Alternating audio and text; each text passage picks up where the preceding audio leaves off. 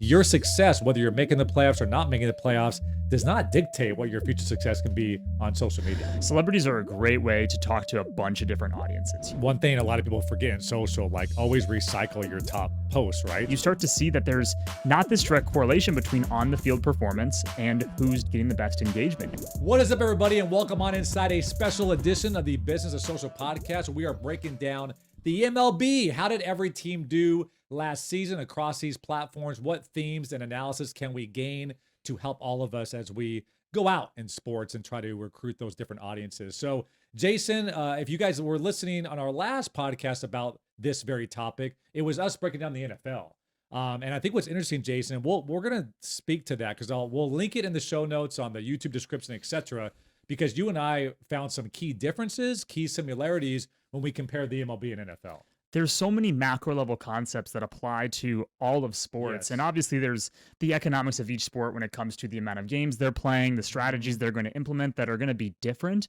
But it is interesting that these two reports have a lot of similarities, but a lot of differences. And I think people will be really interested to hear those. And really cool, after we did that NFL report, we were asked to come to Nashville and speak in front of 25 teams about some of those insights. So it's so cool to be able to see in real time how those insights were helping the NFL team. So without further ado, let's dive into the MLB, and we're going to skip right into the engagement part of the presentation. Again, this PDF is downloadable. We're going to link it in the show notes as well, so you guys can download the full version. But I want to call a few takeouts here as we look at top teams by engagement. Now, of course, a reminder, at STN, our best practices is we always look at engagements per post as that key metric, because obviously as these teams like the Dodgers and teams overall in sports, right, and the Yankees, they're typically going to have more in total engagements because of that total following, but engagements per post is the key metric. Yeah, to preface all of this, we really, to David's point, love looking at engagements per post because it gives us that best understanding of overall health. If you That post even playing field across the league, if you right? post 5,000 times, of course you're not the best total, but you really want to have a great, Yes. we always say batting average, which makes a lot of sense for this report. So that's really important for us. But this chart here is filtered by total engagements first, or it's sorted by that. So the Dodgers, of course, win it all here on the engagement front. But I wanted to point out a couple things. Number one, the Angels, check it out. They're number 7 in total engagements, Jason, but number 3 in engagements per post. So that's super impressive. They have a lot of star power on the Angels last year, obviously, with Trout and Ohtani, and a lot of their top posts featured those players, which is interesting because the MLB does have a challenge with promoting their star players, but the Angels did a great job last year and their performance shows. And then we talk about the Dodgers, first in total engagements, but they had a much lower post volume. I think the lowest post volume in the top 14 of those teams. So it goes to show that the Dodgers are kind of focusing on that quality over quantity engagements per post as well. Exactly. It's so important. You want your content to be the first thing people see when they log into the app, and the Dodgers do a great job of really focusing on what works for their audience best. And then finally, before we move on, I just want to point out, because we really talked about this in the NFL section, so many times I think people that work in social and in marketing, they say, yeah, but that team won the World Series. Yeah, but that team has star power. Look at this. Number 5 Yankees, number 7 Angels, number 8 Padres, which you can argue have a lot of star power, all missed the playoffs, all in the top 10 of the MLB. So again, what's happening on the field, we're noticing in the NFL and MLB, your success, whether you're making the playoffs or not making the playoffs, does not dictate what your future success can be on social media. Yes, indeed. And with so many games during the regular season for the MLB and in comparison, a smaller amount in the playoffs, what we saw in the NFL is the playoffs really push teams to those higher total engagement numbers. While the MLB, you see the Rangers, the Diamondbacks, 2 teams that are in the latter half of the standings in terms of total engagements, despite being in the World Series. So that there's so much more importance and emphasis you have to put into every single game during the season in order to have the best return on your investment. Katie and Grace, of course, helping us out behind the scenes. So we'll ask them to move on to audience. Now, we won't spend too much time on this because ultimately this is just showing you who has the most followers. What I thought was interesting, and we talked about this yesterday during our rehearsal, Jason, is look at the top 5 here. New York, LA, Boston, Chicago, Atlanta. It almost feels like I'm naming the top media markets, right, in the nation, which I kind of am there. And I just noticed, like, when it comes to the MLB, less to do with star power. Let's look at the NFL. Number 1 in engagements was Philly. Number 2 was the Kansas City Chiefs. Kansas City, not a huge media market, but you have Mahomes and you have Travis Kelce. You have the Taylor Swift effect. But it seems like in baseball, it's still very much geography based, still very much focusing on, the teams that did the best over the last 100 years, maybe. And it doesn't have to do with star power, which is probably a problem for the MLB, which we'll talk more about later. Yeah, baseball for a while now has been focusing so heavily on the tradition and the Yes. history of it, and are now pushing into younger audiences, obviously. And we start to see those trends actually in this report. But yes, totally. The following is really based around those numbers. And these other teams have to find great ways to leverage new talent they have, the new stories, the new successes in order to jump themselves up the following list, because that is an important metric still. Very, very interesting. I think, again, going back to the Angels, for example, with the star power of Ohtani and of Trout, they should be higher on this list because if you actually, I think that's essentially having Travis Kelce and Patrick Mahomes. So if the Angels were in an NFL mode, they'd probably be number one, or at least from a following standpoint, be much higher on this list. Okay, so let's go ahead and hop into the top social moments from the season. So Jason, I know you and Trevor from our team really dug into some of these moments. So let's speak about, once again, as I look over to the right, celebrities. When in doubt, get celebrities to your game and post a ton of content around it, because both NFL and MLB, this content is like literally the top 10 pieces of content in all of the MLB. Celebrities are a great way to talk to a bunch of different audiences. Humor's the same, obviously, but when it comes to a celebrity, a lot of people have seen New Girl. They know, they know Nick Johnson here or Jake Johnson, excuse me.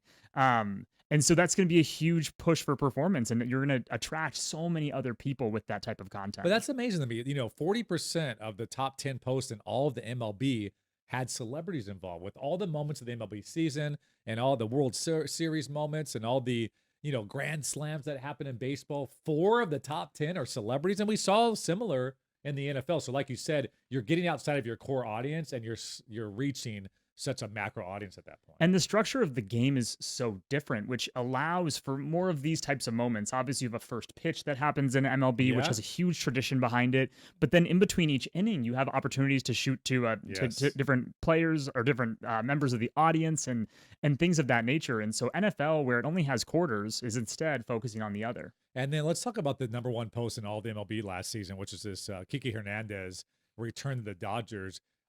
Interesting how they did this. Yes, indeed. So when Hernandez returned back to the Dodgers, they went into their archives, found this video of him dancing with the team, and utilized that immediately. A great way to be flexible and timely instead of thinking, oh, we have to make this beautiful graphic. And I'm sure they did too when he came back. Yeah. But having a couple different angles of ideation is so important. One thing a lot of people forget in social, like always recycle your top posts, right? So even go back over the last year, your top 5 posts, post them again and say, this moment lives rent free in my head. And I guarantee you'll get almost the same type of engagement that you did the first time, because your social media following won't even remember you posted that 9 months ago. And obviously what we're looking at today is primarily in the season, but that's the kind of stuff you can easily put in the off season when people are dying for baseball. They're looking for it, and there's not a lot of people posting about baseball. So that's a great way to, again, reuse this content because people have short memories. Let's dive into Instagram. If we can go to the Instagram engagement leaders. So as we look through this list, why don't you give me a few call outs that come out to you? Yeah, of course. Dodgers and Phillies are 1 and 2 here. Again, bigger media markets that are being featured. Another call out here is the Giants underperforming. They're 8th in total followers, but 19th in total engagement here, very low. And then again, you start to see that there's not this direct correlation between on the field performance and who's getting the best engagement. And we see that even more so here in the MLB compared to the NFL. To your point earlier, a lot of teams had a lot of success because they had success on the field, but here it's so much more variable in terms of where the teams stand and how they do in performance. Yeah, what was the Giants at 18th right there on the list? You know what? When I looked at this first glance, Jason, I'm like, Colorado Rockies, you posted 141 total times on Instagram. There's 162 games in a season. That seemed bizarre to me that not once a game you're not posting something on average. So I'm just looking at some, and listen, I want to preface this by saying I know resources are limited. I'm not trying to dog the Colorado Rockies, but you look at something as simple as like, let's make sure we post at least once a game. You can do that with interns. You can do that with just a little bit of strategy. I think they're just missing out there, right? With just a pure quantity of posts. Teams get afraid to post about bad moments. And I can understand why naturally, because you have people that are commenting a lot, saying negative things. But sentiment doesn't necessarily change solely because of your social content. And really, there's an important aspect and a balance in your strategy of how you talk about the bad moments too, and how that really can create a story for your fans Well, in and terms of you getting better and better throughout the I would year. argue you should have 141 evergreen pieces of content on an annual basis, right? So that Exactly. should be your base, and then based on how you're performing on the field, maybe yeah, if you have a grand slam and win 9-1, you post 8 times that day. But maybe if you lose in a shutout, maybe you don't post, you only post once, right? Right. And even looking, 3 spots up here to the Oakland A's, who Yeah. have over 700 posts in a franchise that is been talked about a lot with their potential move to Vegas and the various elements that go into all the decisions that are being made with the Oakland A's.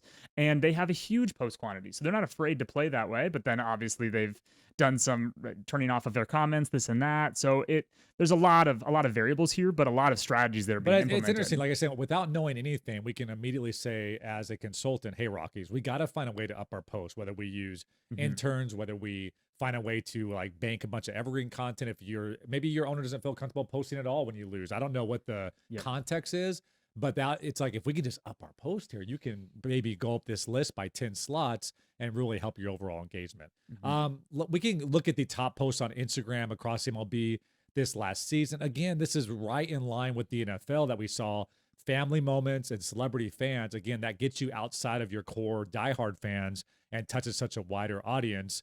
And then you notice, which is kind of interesting, right? Instagram can really be Instagram Reels as the best practice, but you notice in the MLB, these graphics around big milestones really popped off. Yes, as we saw with the post quantity, and obviously we talk about how many games there are. There's so much MLB content that's coming out Yeah. every single day. There's a game every single day in the league. So this content that really stands out and goes even higher lift than we're sometimes seeing with strategy being lo-fi.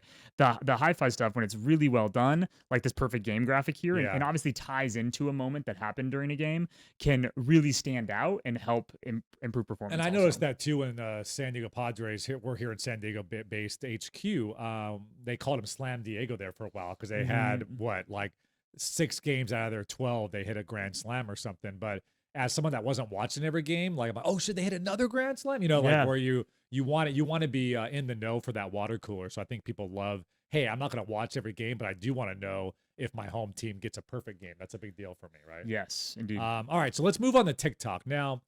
Jason, this I haven't been blown away in quite some time. And when you showed me this slide during our prep, you saw me. My jaw hit the floor.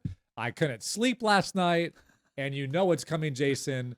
3 teams are not on TikTok at all. And again, I want to preface this by saying I know since COVID, a lot of teams have not hired back staff. I know some teams have resource constraints, but to not even have an account on TikTok, give me the 3 teams that last season did not have a TikTok. So yes, so last season in terms of posting, we have 3 teams that did not post at all. Two teams did not have an account, and 1 team did. So the Cardinals have had an account since 2020, did not post at all last year. The Washington Nationals did not have an account, and the Cleveland Guardians did not have an account. The Cleveland Guardians, though, to be fair, they have an account now. They are posting. Posting this But season. Nationals still have no presence at all on this major platform. But then, if my math serves me correct, the Diamondbacks and Rockies who did post, but combined for 27 posts for the entire MLB season. So I want to talk to the commissioner of the MLB because this may be a hot take, but I think this is detrimental to the health of the league. I know the MLB wants to get younger, wants to be relevant, wants to showcase players and be more like the NFL and NBA. But this is such a key problem where it's like, if I'm the commissioner, I'm taking money out of my own budget and giving it to these franchises to invest in TikTok. 67% of Gen Z is on TikTok. Like, you cannot afford to be a professional franchise in sports and not at least post a couple times a week on TikTok. I found that fascinating that a $1 billion franchise cannot have a TikTok. You're right. And it's the team itself is obviously needs to do it from an ROI perspective, but the league as well. They have to have every team on there and creating content. Yeah. So I guess my take is I say this with love and I say this with passion. We want to help. So, if any of these 3 teams or these 5 teams that are struggling on TikTok from a resource perspective, I mean, just give me and Jason a call. We'll fly out to you. We'll explain the importance of TikTok to your owner, sit down with the whole front office, anything you need, Of course, it's not going away. TikTok is not going away anytime soon. All right, so I know we wanted to show a couple things that really popped off on TikTok. But the Dodgers did an incredible job this year, as did the Yankees. I want to click this middle one, Katie, because this is exactly what we're talking about. Yeah, the Giants here have a really funny piece of content and use trending audio in a really unique way here. But of course, these are moments that anybody can watch, anybody can understand, and find really humorous instead of needing to know every single element of what's happening. Yeah, that's what works so well on TikTok. Like and that's what's great about, and what makes it easier, right, to at least get a few pieces of content out during the week is like you can post your top highlights, you can attach it to a trend like that. And what I love about that, Jason, that's such best practices when it comes to TikTok. That's how people are expected to be spoken to on the TikTok platform. And they took a pretty crazy moment that's a little jarring when you see how hard he got hit in the face in that slide in a second, but they used it with trending audio, and that's why it popped up. What is that? The 4 of the top 20 posts, less than 15 seconds, and included trending audio. Yes, indeed. And shifting gears, we see the Cincinnati Reds use TikTok in a really intelligent way. And every platform's going to have a different strategy naturally, like we talk about. But the Reds are going and diving into their young phenom, Ellie De La Cruz, and really talking about young talent, the excitement that comes with that to a young audience. So all of it feels really organic and natural to who you're talking to and what you're talking about. Absolutely. All right, so let's dig into Facebook now, which we'll walk through as far as content goes. What's working on that platform right now. But what stood out to you, Jason, on Facebook? Yes, the Houston Astros have a high post volume, an incredibly high post volume. You'll see here their numbers are incredibly high, and naturally 1,000 more than the next team, essentially. Indeed, yes, and they have high total engagement. Of course, they have good engagement per post. All of that is great, but their numbers are insane. The Braves, Rangers, Blue Jays are 1, 2, and 3 in engagements per post, which is obviously an incredibly important metric. Again, when we're talking about that batting average, you want people to always look at your content and find it engaging. If they don't, they'll probably see a lot less of your content. So those three teams, are the big winners there. I love it. Let's get into the content. You pointed this out yesterday when we were talking about the graphics. So graphics and photos on Facebook in particular. Again, you think all social is going more vertical, going more reels, TikTok-y, YouTube Shorts, but what you're finding, at least in the MLB and a little bit also in NFL, right, sports in general, that people are enjoying these milestones, these graphics, these photos. Yeah, Facebook for so long pushed into Facebook Watch. Yeah. Started trying to compete with YouTube. And of course, there's still plenty of video content on Facebook. They're pushing Reels a lot, all those things. But we find now is a lot of team strategies are to lean heavily there. And people still spend a proportional amount of time to their feed, to the Reels feed, to the Facebook Watch feed. And so these graphics, these standalone photos perform 32% better in terms of engagements on the platform. So being able to create this stuff that stands out, that's shareable, super important. And we always talk about how you need to have a piece of content or a storyline, but it may be very different per platform. So you have the trendy, TikTok one that we just showed you, but that may be a graphic. That's a static graphic on Facebook for that exact moment. Because you're playing to the algorithm of each individual platform. And we saw that with the NFL schedule release. Like, I think some teams did a good job of, hey, this is going to be what we post on YouTube and Instagram, but we're going a different route for TikTok, right? So yes, indeed. Just goes to show, if you can check that, you can really play. You and I geek out over this. The data science. If we know that photos overperform by 30%, or that carousels and Instagram on average overperform 31%, then use those to your advantage. You just have to slightly remix your content. And all of a sudden, you start to compound that interest, if you will. That's not to say just post photos constantly. No. Of course not. But it does give you an idea of where people are looking and paying attention to, and how an execution can be, again, remixed a couple different ways to maybe lean into something that's more engaging. All right. So let's fast forward to our last platform, which is X, which is Twitter.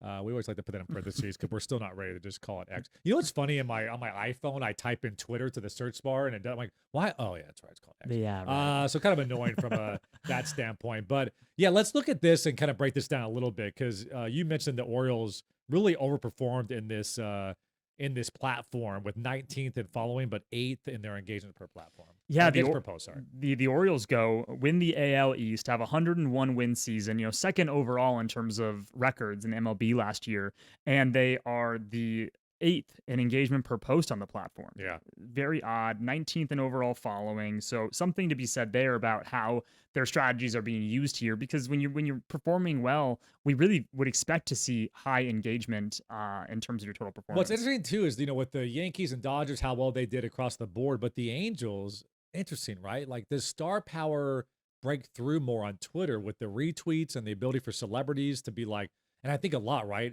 I would say MLB writers, I've seen this, MLB influencers and celebrities really like this. Otani dude is a monster. Yeah. And that we know the great thing about Twitter is we know this doesn't happen on other platforms. The retweet ability to reach that such a wide, you get one retweet from LeBron James, that becomes Changes your biggest everything. post in the MLB that season, which Mhm. you don't get that exponential growth or reach on any other platform. That's what's so amazing about Twitter. And I think I would venture to say that some of the stuff Trout did and some of the stuff Otani did amaze so many people. That's when you see those retweets really increasing engagement. Of course, and they were a huge part of the conversation during the World Baseball Classic, That's and right. that Yeah. garnered 92.5 thousand engagements on the platform, was the number 3 overall post across Okay. MLB. So these storylines that are happening obviously during the games, but in other games, other tournaments, even off the field, you're right. X and Twitter, they have so much opportunity for that retweet level of content. And if an athlete wants to jump in, throw you a retweet, that can Yeah. change your whole strategy. Absolutely. And maybe on Instagram, it's more of the like and the comment where you start to see Rihanna as a top comment, and then it's now being served to more people. Mhm. All right, so let's go to top content quickly. And this is very similar to the NFL, right? Like the memes are still working really well, especially in the game window, graphics, and really the witty short post copy. You really want to have that inside joke that, oh my God, that's funny. I want to retweet that. I want to Mhm. send that to my friend. All those we're seeing across sports work really well. It's funny. 5 years ago, even 3 years ago, frankly, you would post memes on every Hmm. single channel. You would do these platforms have very quickly differentiated themselves with what content works best, and that's why it's obviously so important to be auditing this constantly. But memes did so well for us. The Every Rockies. Oh, go Every ahead. platform. I've been saying this on calls. Like, again, we keep on saying the stat lo-fi content on average is outperforming 40% more views, Hmm. 30% more engagements. But that used to be memes. Like three Yeah. years ago, on a lot of our client accounts, we posted memes like that on Instagram and they took off as single individual memes on Instagram. Not so much anymore.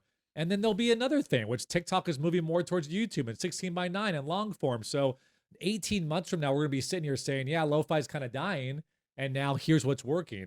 So it's just, you got to consistently stay on the pulse of what's going on. It's wild just the change, because in the past you'd say, "Oh, we'll make 4 graphics, just fit them for each platform. I'll post them on each Just platform, and we're done." let But them go. now you have to differentiate entirely and constantly change your strategy. This But these memes are doing so the well for the science behind Rockies. social. All right, so let's wrap it up here, Jason. So we have some key takeaways here, and I'll start. I would say what was the most interesting thing for me were two things, and I'm sure you can guess which one of them is. But the first thing was how the total following was completely based on the history of the franchise and also the size of the city itself. Right, when I Yep. went down the top five, I literally went down the top five media markets in the United States, and how baseball is not necessarily breaking through, like you said, with star power, where the NBA and NFL, the more star power you have, that's what really affects your following and engagement, which is, or your success on the field. But I think we can go to show like the Cubs or the Yankees may miss the playoffs for a long period of time. They're still going to be head and shoulders above the rest. MLB is, you can tell, making concerted efforts into promoting their stars more. They have to They have continue to to. do it if they're going to really grow, because we're seeing that the human approach on social media, at the very least, is pushing marketing to a whole new level of people really preferring to even follow athletes sometimes more than the teams that they support. So it's incredibly important for strategy. And And let me ask you this: mhm. who gets more autographs, Mike Trout or Josh Hart? Josh Hart, And absolutely. obviously he's a Nick, right? But I just think like they always make that joke, like Mike Trout can walk through a ball in the United States and only three people even recognize that's the one of the greatest baseball players of all time, and Right. that's the issue, right? So, Of course. and then the second thing for me, and I'll let you take the rest and bring us home here, is the TikTok thing. The fact that, I mean, essentially five franchises didn't even post at all, in my opinion. I don't count 14 that's posting on TikTok, but I Mhm. think that's such a, again, I hate to stay on this rant, but this is really an issue for the league in general. And I would just take this really, really seriously when it comes to marketing the league And if you're talking about getting a younger audience, the fact that not every it's a miss by the MLB league office. I think should just be taken a lot more seriously. Obviously, I'm biased because I understand the power of social, Hmm. but every owner in baseball should understand we at least need to have uh account on TikTok, let alone posting hundreds of times a year. What I'm sure what scares these teams are the lack of strategy that has been set up for a TikTok, right? If you post 15 times, you likely don't have a strategy. You're not saying, oh, we'll post twice a month or Yeah. something and that will work for us. You really are going in just going, oh, we can throw this on TikTok, I guess. So setting that up, having your whole team come in, learn about the platform, understand what works, use data from across the MLB. But also too, I think phase one is like, let's just post the top 3 highlights of the week from every week. Yes. And it's not ideal best practice on TikTok. You don't know what trends are. You're not using trending audio, but that alone would be something. You start to recruit younger people into your brand, right? Especially locally, like we saw in the NFL with the Rams, they're really Rams and Chargers are like, we got to go after Gen Z. Yeah. They're going to be our future, season ticket holders. So, Yes. What else? Anything else stand out to you as far as themes here? Yeah, the youth movement in Major League Baseball has been so important. Obviously, we talk about focusing on talent, but the MLB's done a good job focusing on rising young talent. And TikTok and both X have seen a lot of that, and teams leaning into that narrative and continuously posting about those players to ensure they. Tatis over in San Diego, right? Yes, like we're seeing them pop off, which Ellie is De La why Cruz. These other teams that can be on TikTok, they have players that are definitely people want to sink their teeth into. So there you have it. There's the MLB breakdown. Hopefully that this talk was beneficial to break it down even in more depth. So again, we're going to link the downloadable PDF and definitely link into the NFL. And as we do more of these across the league, we'll do the NBA after the finals wrap up as well. Yep. We want to link the other leagues. I think as you watch all these in unison, you're going to learn. It's almost a master class. If you can go through all these with us together, you'll be able to be an expert in sports social, what's working, what's not working, and where the white space is. Yes, indeed. There you have it. Thanks so much for Trevor and yourself for building out this deck. Thanks to Katie and Grace for operating all the tech of this webinar/podcast. And that's it. This is David Brickley. It's been yet another edition of the Business of Social podcast, and it's all been powered by STN Digital.